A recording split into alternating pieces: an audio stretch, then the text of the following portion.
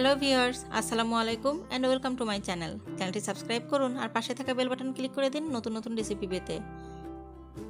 আজ আপনাদের জন্য নিয়ে আসলাম খুবই মজাদার চিকেন চাউমিন রেসিপি। আর এই চিকেন চাউমিন খুব সহজে কিভাবে তৈরি করতে পারবেন তা দেখার জন্য সম্পূর্ণ ভিডিওটি দেখুন। প্রথমে আমি মুরগির মাংসটাকে ম্যারিনেট করে রাখবো। এর জন্য এখানে নিয়ে নিয়েছি 250 গ্রাম মুরগির মাংস হাড় ছাড়া। এখন দিয়ে দিলাম হাফ চা চামচ লবণ, হাফ চা চামচ লাল মরিচের গুঁড়ো, 2 চা চামচ সয়া সস,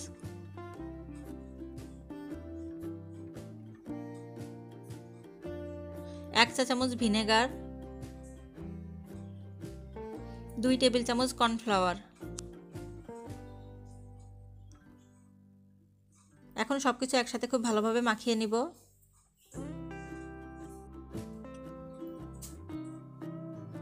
মুরগির মাংসের সাথে সবকিছু ভালোভাবে মিশিয়ে নিয়েছি। এখন একটা র্যাপিং পেপার নিয়ে নিব আর এটিকে ঢেকে রেখে দিব। 20 মিনিটের জন্য আমি মাংসটাকে ম্যারিনেট করে নেব।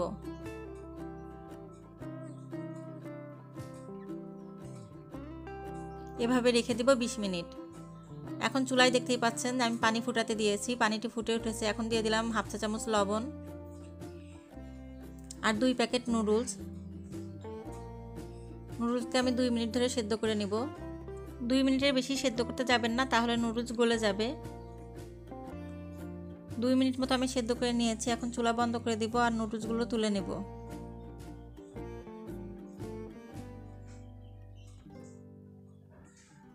এখন চাউমিন রান্নার জন্য আমি চুলায় একটি পাত্র গরম করে নিয়েছি আর দিয়ে দিলাম 2 টেবিল চামচ পরিমাণ রান্নার তেল।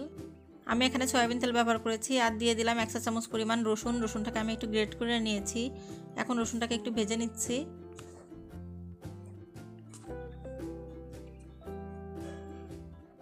এখন দিয়ে দিচ্ছি আগে থেকে ম্যারিনেট করে রাখা মুরগির মাংস। এই মাংসগুলোকে আমি 20 মিনিট ধরে ম্যারিনেট করে রেখেছিলাম।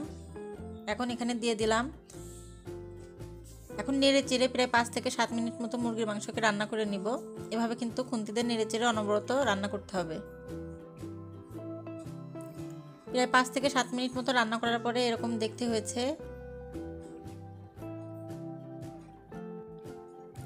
এখন দিয়ে দিচ্ছি গাজর। গাজরগুলোকে আমি একটু লম্বা লম্বা করে কেটে নিয়েছি।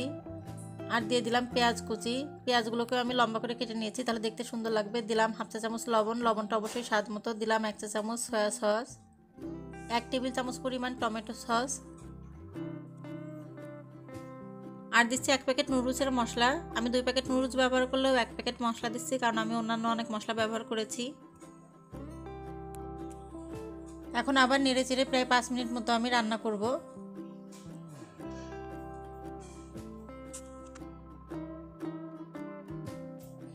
প্রায় 5 মিনিট মতো রান্না করে নিয়েছি আমি।